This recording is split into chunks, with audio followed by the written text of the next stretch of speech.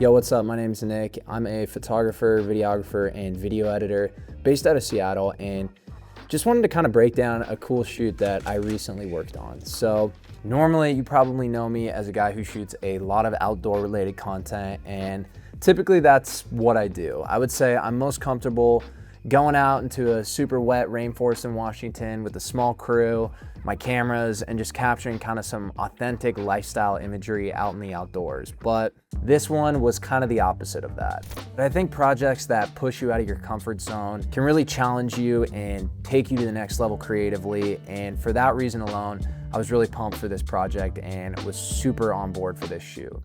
So let's break it down. The goal for this project was to highlight 2 sets of lights for Promaster, and they wanted to capture one model in a studio setting and then kind of just showcase some of the different colors and functions of the lights, which of course sounds simple in theory, but like most things, actually very complicated.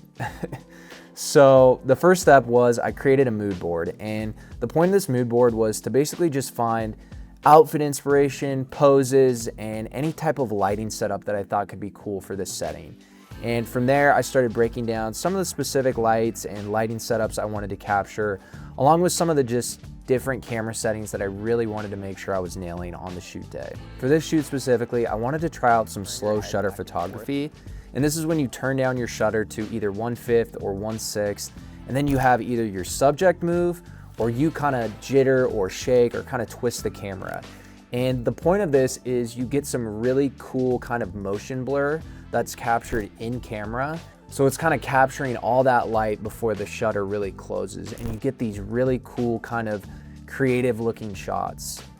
So on the actual shoot day, it was myself, my friend Fisher, who was our assistant, and he was capturing some BTS, my buddy Matthew, who was shooting the BTS video, and then our model Dave, who came out and did this shoot. And we got there about an hour before Dave did, and we set everything up. We did some tests on the lights. We kind of planned out, what we wanted to do first. And then when Dave got there, we had him try on a couple different outfits, decided which ones we liked first, and then we just kind of got right into it. Yeah, take one step forward. Yeah, perfect, right there. When you're shooting in studios, if you don't own the studio, you probably rented it, and that means you're gonna have a very limited amount of time to capture what you need.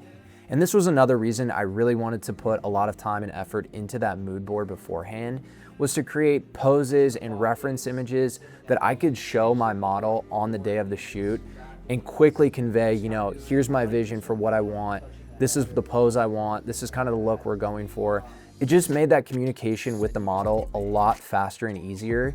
And when you're on set and you have a limited amount of time, that communication needs to be crystal clear, and you need to keep things moving so you can capture everything that you need that day and you're not falling behind. But, with that being said, a lot of the poses were just kind of starting points from what we wanted. We would try them out, and then I would kind of adjust him or have him do a slightly different look, or maybe move his feet or his hands or his arms in a slightly different variation. And that's kind of just how I like to shoot, is just kind of having an initial start point and then just kind of adjusting on the fly and trying new things out. The key here is really just being flexible while also keeping in mind your vision for the project and making sure that you're getting all of the photos you need for the deliverables. That's perfect. All right, try a couple. We shot for about 3 hours total, and we were able to create some really unique and dynamic lighting setups. Those lighting setups paired with some slow shutter just created some really unique images that had some motion to them, while also kind of having a really cool, interesting backdrop with the different lights.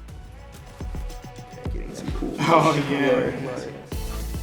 Yeah, that's sick. hard. This was a project that really pushed me creatively, and there were just a lot of different moving parts with, coming up with the creative vision, finding the right studio, finding the right talent, assembling the crew for this day, finding a day that actually works for everyone to shoot, actually executing the shoot, making sure we got all of the content we need, and then going through and editing all that content and having everything turned around and delivered on time, which we were able to do. So overall, I'm thrilled with how this project turned out, and I'm just super pumped with what we were able to do with the lights, paired with the slow shutter, and I think we were able to create some really cool, interesting portrait photos from this studio shoot. If you want to see more breakdowns like this, you can subscribe here or follow my Instagram page at Nick Joyce Media. Thank you. Peace.